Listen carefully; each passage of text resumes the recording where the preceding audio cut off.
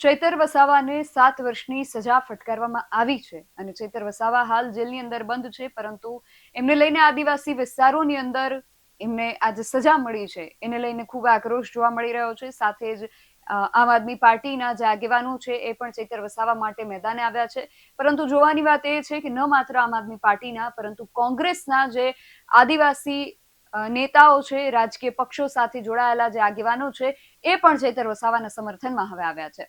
શું છે સમગ્ર વિગત તેના વિશે વાત કરીએ આ અહેવાલમાં। જય હિન્દ, DSI ન્યૂઝ પર આપની સાથે હું છું નિધિ ગઢવી।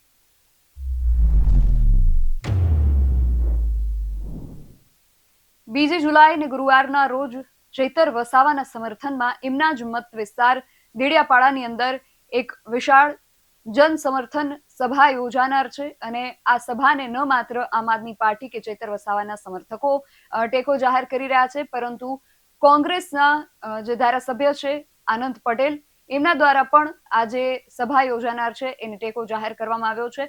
આનંદ પટેલે પોતાના સોશિયલ મીડિયા અકાઉન્ટમાં પોસ્ટ કરી છે। એમણે લખ્યું છે કે ના કોઈ આપ માટે, ના કોઈ બાપ માટે, અમે લડીશું ચૈતર વસાવા માટે। એમણે સાથે જ આ પોસ્ટર પણ શેર કર્યું છે, જેમાં અહીંયા જોઈ શકાય છે કે આદિવાસીઓ જેમને આદર્શ માને છે, બિરસા મુંડાનું ચિત્ર છે, સાથે જ અહીંયા અનંત પટેલ અને ચૈતર વસાવાને એક સાથે દેખાડવામાં આવ્યા છે અને આમાં પણ લખ્યું છે કે ના કોઈ બાપ માટે, ના કોઈ આપ માટે, અમે લડીશું ચૈતર વસાવા માટે।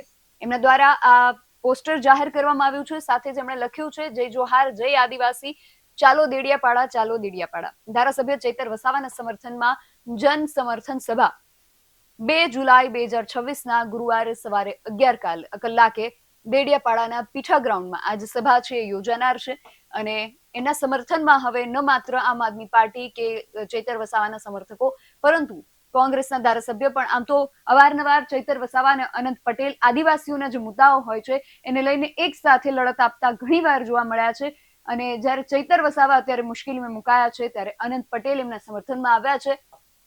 એમણે પણ આજે જન સમર્થન સભા છે એને લઈને પોસ્ટ કરી છે, ચાલો દેડિયાપાડા, ચાલો દેડિયાપાડા। ધારાસભ્ય ચૈતર વસાવાના સમર્થનમાં જન સમર્થન સભા જે 2 જુલાઈ 2026ના ગુરુવારે યોજાનારી છે, આ એનું પોસ્ટર પણ અનંત પટેલે પોતાના સોશિયલ મીડિયા પ્લેટફોર્મ પર શેર કર્યું છે અને સાથે જ એ પણ સમાચાર સામે આવી રહ્યા છે કે આમ આદમી પાર્ટીના જે ગુજરાતના શીર્ષ નેતૃત્વ વાળા નેતાઓ જે છે એ પછી ગુજરાત પ્રદેશ પ્રમુખ ઈશુદાન ગઢવી હોય કે પછી આદિવાસીઓના ચૈતર વસાવાની સાથે જે વારંવાર જોવા મળતા હોય છે એ નિરંજન વસાવા હોય, મનોજ સોરઠિયા સહિતના બધા જે લોકો છે એ આજે ચૈતર વસાવાનો જે પરિવાર છે એમની મુલાકાતે પહોંચ્યા હતા અને ત્યાં પહોંચીને ઈશુદાન ગઢવીએ પત્રકારો સાથે વાતચીત કરતા શું કહ્યું હતું એ પણ સાંભળીએ।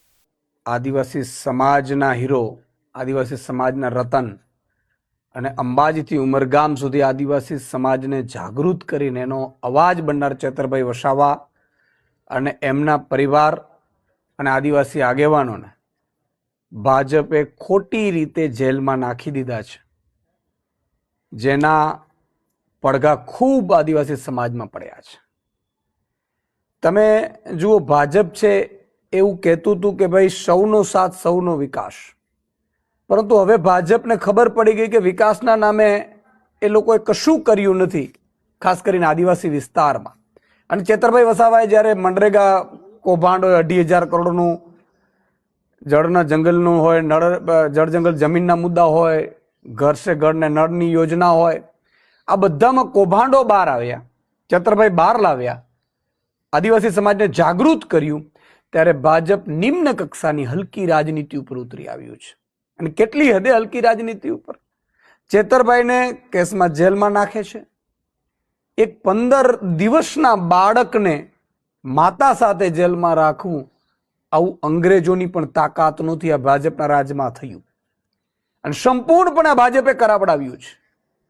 ભાજપના જ વકીલો, ભાજપના જ અધિકારીઓ, ભાજપના જ ફરિયાદીઓ, ભાજપ જ આગળ વધારે કેસ અને ડે ટુ ડે કેસ ચલાવીને ચૈતરભાઈ અને આખી ટીમને સજા કરાવડાવી। ઘણા ભાજપ એવું કહે છે કે ભાઈ આ તો સજા તો કોર્ટે કરી છે। એમને મારે કહેવું છે કે ડ્રગ્સમાં પકડાય છે, બળાત્કારોમાં પકડાય છે, હત્યામાં પકડાય, કેટલી સ્પીડમાં ભાઈ સજા થઈ છે? તમે ચૈતરભાઈ વસાવાને એટલા માટે તમે ભાજપમાં યા તો લઈ જવા માંગતા હતા અથવા તો મૂંગા કરી દેવા માંગતા હતા। શું કામ? કે તમારે અહીંયા જળમાં જે જમીનો છે જંગલની એમાં મોટી મોટી કંપનીઓ લાવવાનું ભાજપનું ષડયંત્ર છે. અને એમાં જો ચેતરભાઈ વસાવા જેવા વ્યક્તિ સામે હોય, આદિવાસીઓને જાગૃત કરે, તો આ કામ થઈ ન શકે. મોટા મોટા કંપનીઓ વાળા રાહ જોઈને આ જંગલોની નજર ઉપર બેઠા છે અને ચેતરભાઈ આંખની કણાની જેમ ખૂંચતા હતા. અને એ મામલામાં આખા આદિવાસી સમાજમાં રોષ છે.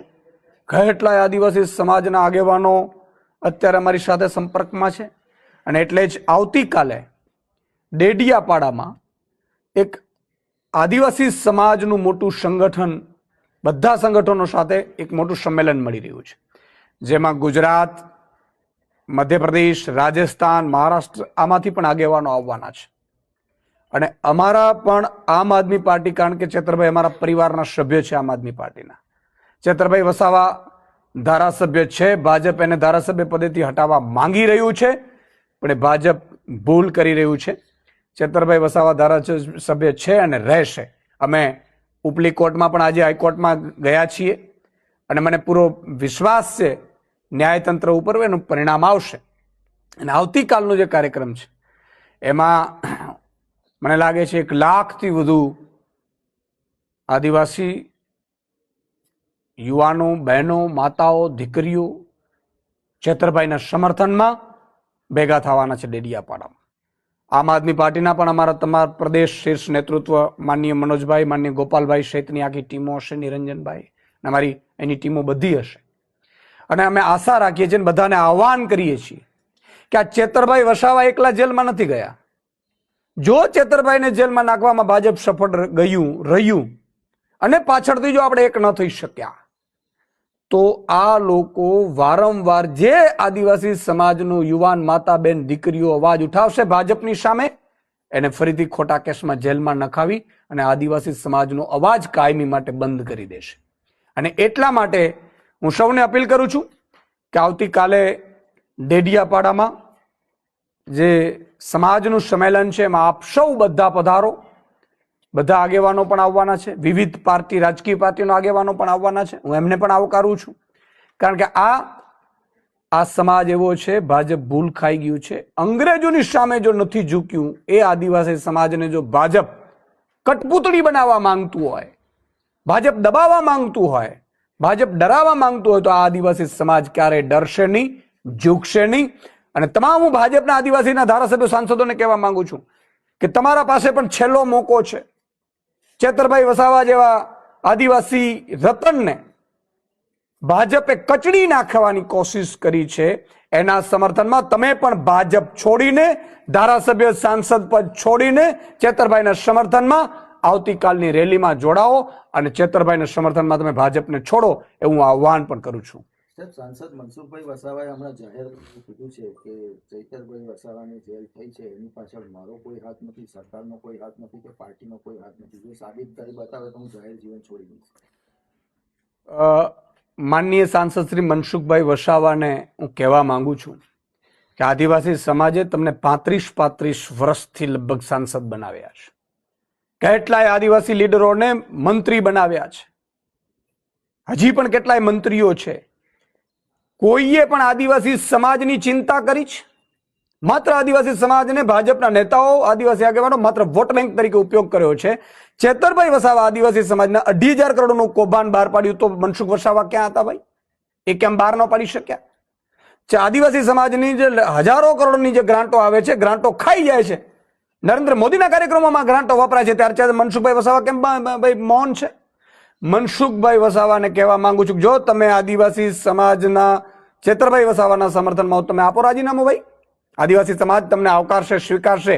1 લાખ આદિવાસીઓ તમારું સન્માન કરશે ભાઈ. પણ તમે નહીં કરો, કારણ કે તમે ભાજપની કઠપૂતળી છો. અને આ અધિકારીઓ છે, સરકાર કોના છે? પોલીસ કેસ કર્યો છે ભાજપ, કોના અધિકારીઓ છે? વનકર્મીઓ જે કેસ ચેતરભાઈ ઉપર ખોટો કર્યો છે, કોના આદેશથી કર્યો છે? આ ગુજરાતની જનતા જાણે છે. આખી ભાજપ સરકાર અને ભાજપના નેતાઓ, એમાં આદિવાસી ભાજપના નેતાઓ પણ સામેલ છે, જેનો આદિવાસીઓને પણ ખૂબ દુઃખ છે. સર, એવો એક સવાલ વારંવાર પૂછાઈ રહ્યો છે કે જ્યારે કેસ ચાલી રહ્યો હતો, એ વાત તદ્દન ખોટી છે. આ ભાજપે ઉપજાવી કાઢેલી એક કારણ કે આદિવાસી સમાજ ચેતરભાઈના સમર્થનમાં ઉભો થાય છે અને ભાજપની વિરોધ જઈ રહ્યો છે, એટલે ભાજપ છે એ આદિવાસી સમાજમાં ક્યાંક ભાગલા પડે અથવા તો ભરમાવે એવી બહાના કાઢીને લીગલ પોઈન્ટ ઓફ વ્યૂથી કરે છે. ચેતરભાઈ, અમે, ગોપાલભાઈ, માનની અરવિંદજી અને આખી શીર્ષ નેતૃત્વ માનની મનોજભાઈ, અમે આખી ટીમ લીગલના 5 વકીલો સાથેની ડિસ્કશન કરી ચૂક્યા છે, પણ ભાજપે દબાણપૂર્વક આ કેસ કરાવડાવ્યો છે અને ચુકાદો પણ એટલી સ્પીડમાં લાવડાવ્યો છે. એટલે હું આદિવાસી સમાજને કહું છું, કોઈ ભરમાતાઓ નહીં. આ ભાજપ ભાગલા પાડવા માટે, અંગ્રેજોએ આવી રીતે આદિવાસી સમાજના ભાગલા પાડવા માટે કર્યું હતું, ત્યારે ભગવાન બિરસા મુંડા પણ આપને ખબર હશે કે આદિવાસી સમાજને એક કરી શક્યા હતા. ભાજપ આ ખેલ કરી રહ્યું છે અને એટલું તમામને કહું છું કે ચેતરભાઈ વસાવાની પોતાની પાર્ટી આમ આદમી પાર્ટી છે અને તમે આદિવાસી સમાજને પણ હું કહેવા માંગુ છું કે આપણી સૌની, આમ લોકોની, આમ પાર્ટીની, આદિવાસી સમાજની પાર્ટી આમ આદમી પાર્ટી છે. આ લોકો જો ઉદ્યોગપતિઓની પાર્ટી છે. તમે જો ઝારખંડમાં એમણે શું કર્યું, છત્તીસગઢમાં સરકાર બદલી શું કર્યું, છત્તીસગઢના જંગલોમાં અત્યારે અદાણી ઘૂસી ગયો છે. એવી જ રીતે અદાણી અહીંયા ઘૂસે, એમાં ચેતરભાઈ વસાવા અને આદિવાસી સમાજ નડતો હતો, એટલા માટે થઈને આ પ્લાન મને લાગે છે કરવામાં આવ્યું એવું લાગે છે. એટલે હું તમામને ક્લિયરિટી સાથે કહું છું કે ચેતરભાઈ વસાવાના તમામ અમારા વકીલો સાથે મિટિંગો થઈ છે, ચેતરભાઈની ખુદની થઈ છે અને ચેતરભાઈ આ બધામાં લૂપમાં છે. અને હાઈકોર્ટ અને સુપ્રીમ કોર્ટના પહેલાથી પણ વકીલો, બધા કેસો અમારા બધાના, ન માત્ર ચેતરભાઈનો, તમામ અમારા આમ આદમી પાર્ટીના છે. માનનીય અરવિંદ કેજરીવાલજી પોતે મોનિટરિંગ કરી રહ્યા છે અને આખી ટીમ લીગલની અમારે બેસાડેલી છે, જેમાં અમારા બધાના કેસો પણ આવી જાય. મારા ઉપર પણ કેસ થયો છે, મનોજભાઈ સહિતના બધાના ઉપર છે. આવતીકાલનો જે કાર્યક્રમ છે એ કાર્યક્રમ દ્વારા આપ શું સંદેશ આપવા માંગો છો? હું એ કહેવા માંગુ છું કે આ કાર્યક્રમ એક આદિવાસી સંગઠનો દ્વારા આદિવાસી સમાજને એક કરવા માટેનો આ કાર્યક્રમ છે.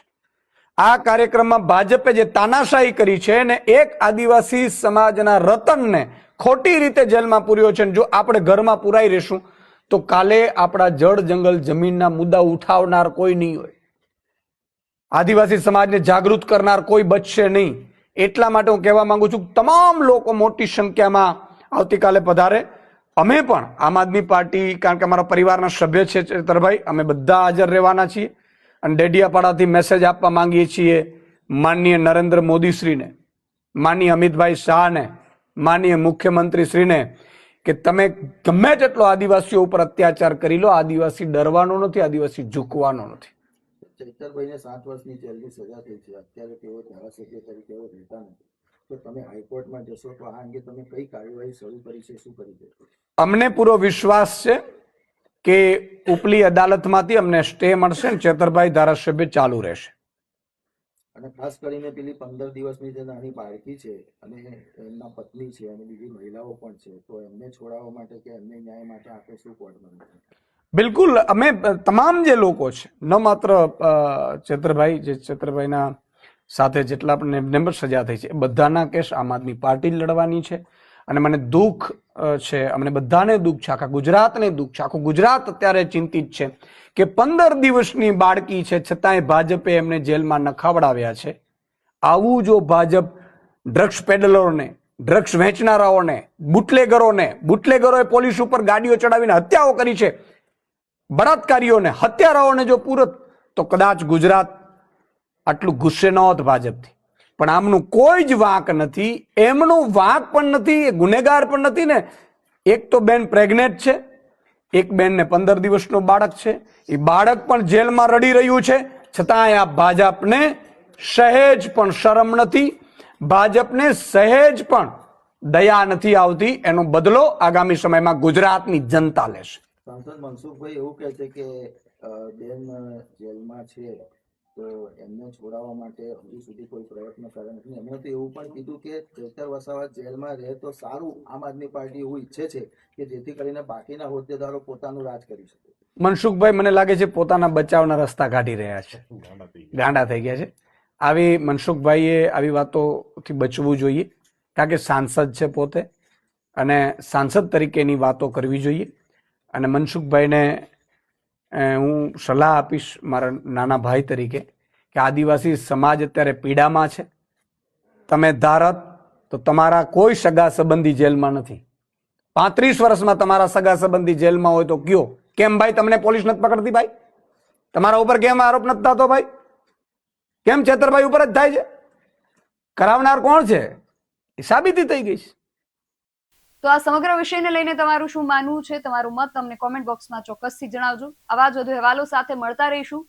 તમે મારી યુટ્યુબ ચેનલને સબસ્ક્રાઇબ કરવાનું અને અમને ફેસબુક અને ઇન્સ્ટાગ્રામ પર ફોલો કરવાનું ભૂલશો નહીં. બાકી અવનવી અપડેટ્સ માટે આપ જોતા રહો BS9 TV ન્યૂઝ. નમસ્કાર.